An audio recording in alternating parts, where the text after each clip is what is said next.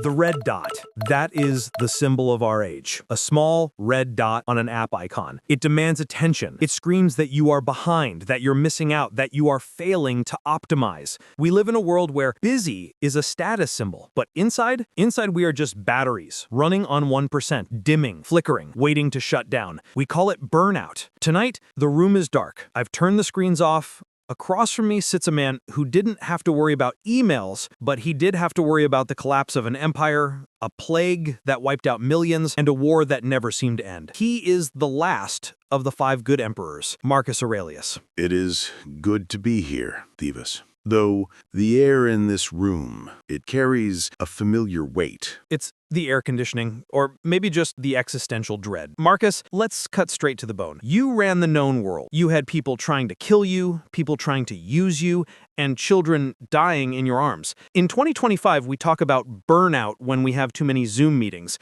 Did you never just want to quit? Just throw the purple robe on the floor and walk into the woods? To quit? No. To rest? Constantly. But you mistake the nature of the burden. You speak of your Zoom meetings and your red dots as if they are the weight itself. They are merely the flies buzzing around the mule. The mule's exhaustion comes not from the flies, but from the distance he must travel and the load he carries on his back. Right, so my stress is just flies. That's comforting. But the load feels real, Marcus. It feels heavy. I do not deny the sensation of weight. I recall the winters in Carnuntum. The mud froze into sharp ridges that cut through our boots. The petitions from the Senate arrived daily. Stacks of parchment demanding money we did not have for wars we did not want. The cough of the soldiers dying in the next tent, that sound never leaves you. I felt the desire to retreat, to say, this is too much for one man. So you felt it, that friction, that I can't do this anymore feeling. I felt the friction, yes, but I learned to locate the source of it. You see, Tivas, a cucumber is bitter, throw it away. There are briars in the road, turn aside from them. This is enough. Do not add, and why were such things made in the world? Hold on, let me double click on that. Throw the cucumber away. That sounds like avoidance. In my world, if I throw the cucumber, which in this metaphor is a project deadline or a difficult client, away, I get sued or fired. I can't just turn aside. You misunderstand. The cucumber is not the task. The cucumber is your complaint about the task. The briar is not the deadline. The briar is your resentment that the deadline exists. So you're saying the burnout isn't the work? The work is neutral. Typing on your glass screens, speaking into this metal stick, these are physical actions. They consume calories, yes, but they do not burn the soul. What burns the soul is hypolepsis. Hypolepsis, opinion, judgment. Precisely. You are not exhausted by the notification. You are exhausted by the story you tell yourself. This shouldn't be happening, or why are they bothering me again? Or I am too important for this menial task. That resistance is what drains your battery, not the task itself. It's the lag. In gaming, we call it lag, when the input doesn't match the output because the system is processing too much background data. You're saying my background data, my judgment, is crashing the system. You are fighting a war against reality. Reality says, here is a task. You say, this is unfair. You lose that war every time. Okay, I see the logic, but let's play devil's advocate. I'm a modern guy. I want to optimize my life. I want maximum output. When I hit that wall, when I'm staring at the ceiling at 3 a.m., logic doesn't always work. I feel trapped. I want to book a flight to Bali. I want to escape.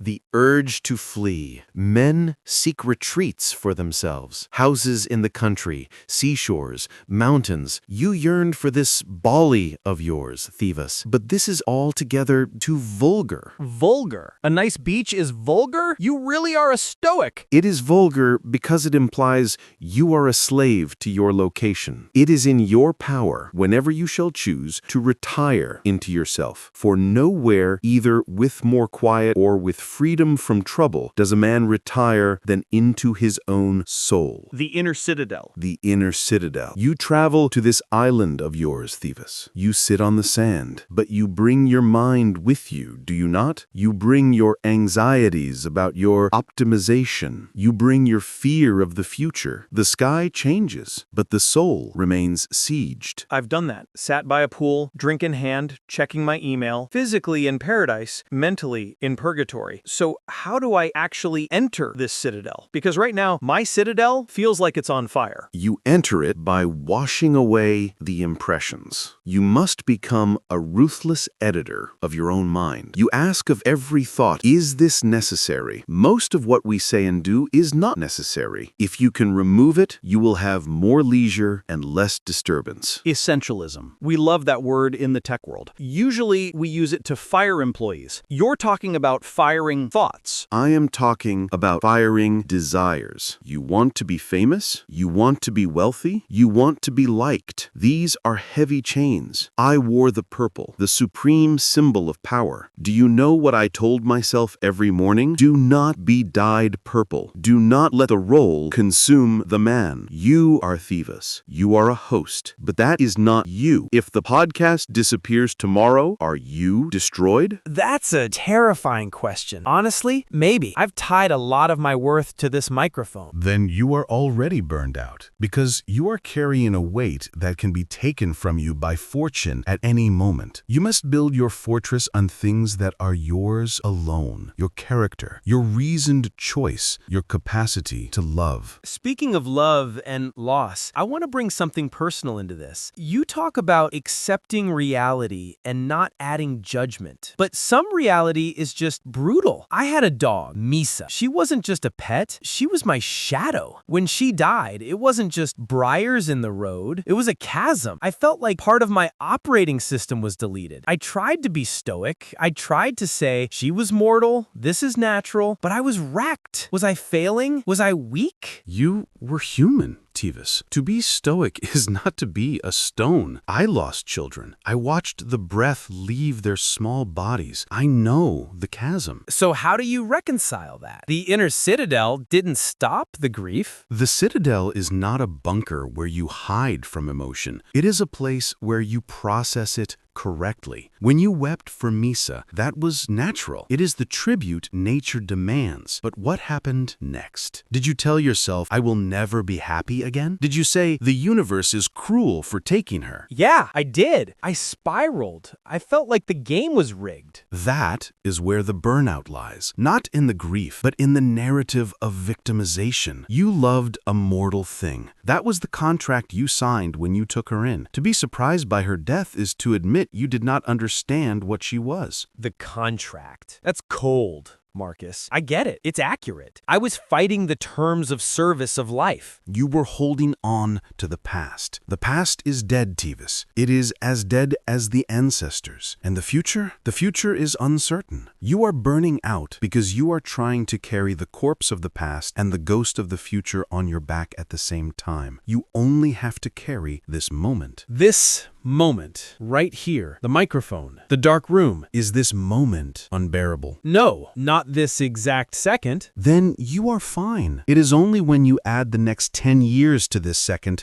that you break. Okay, so let's operationalize this. I have listeners who are right now sitting in their cars, stress levels at a 10, their boss is screaming, the kids are screaming, the bank account is low. They can't just think their way out of it instantly. Give me a protocol. When the red dots are overwhelming, what is the tactile step? You need perspective, Tivas. We are small creatures. We think our troubles are giants, but they are ants. The view from above. Yes. Close your eyes. Okay, closing them. If I fall asleep, that's on you. Visualize this room. See yourself sitting there, a small figure in a chair. Now pull back. Go through the roof. See the city of Hanoi, a sprawling grid of lights and noise. Millions of people. Some are dying right now. Some are being born. Some are making love. Some Some are plotting crimes. Your deadline, where is it in this grid? It's invisible. Pull back further. See the curve of the earth, the blue marble, the clouds swirling over the oceans, the armies of the past, the empires that rose and fell, they are all buried in that dirt. The Roman Empire, my life's work, dust. Your podcast, a whisper in a hurricane. Makes me feel insignificant in a good way, like the pressure is released. Now look at the stars, the infinite cosmos, the logos, the great ordering reason of the universe. You are a tiny spark in this eternal fire. You are here for a microsecond. Why spend that microsecond anxious about a red dot? Because the rent pays the rent, Marcus. The rent must be paid. That is duty. Do the duty. But do it as a soldier at his post, not as a prisoner in a torture chamber. Do the work, but despise the anxiety. The anxiety adds nothing to the rent.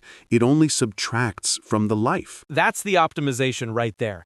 Anxiety is inefficient. It burns energy without moving the vehicle. Precisely. It is friction without motion. We have a few minutes left. I want to leave the audience with something tangible. We've diagnosed the problem, hypolepsis, our judgment of the stress. We've found the sanctuary, the inner citadel, delimiting the present moment. There is one last thing, Tivas. A command I gave myself often. Go for it. Waste no more time arguing about what a good man should be. Be one. Boom. There it is. Stop reading the self-help books, stop listening to the podcasts, present company excluded, of course, and just execute. The philosophy is not a vest you put on to look wise. It is the muscle you build to lift the heavy things. The burnout comes when the muscle is weak. Train the muscle. Train the muscle. Marcus, it's been heavy, but necessary. Thank you for coming to the studio. The pleasure was mine. Remember, Tivas, you have power over your mind, not outside events. Realize this, and you will find strength. And for those listening, we're going to end with the burnout reset protocol. Listen to this part, save it, and use it when the noise gets too loud. Here is the protocol. It's called the delimiting of the present. Step 1, isolate the moment. When you feel the crash coming, stop. Physically stop. Realize the past is dead data. The future is unwritten code. You are only carrying the weight of this exact second. Step 2, strip the adjectives. Look at the things stressing you out. Strip away the words hard, impossible, unfair. Describe it physically. I am typing words. I am washing dishes. I am listening to a voice. Step 3, ask the question. Ask yourself, is this thing right here and right now unbearable?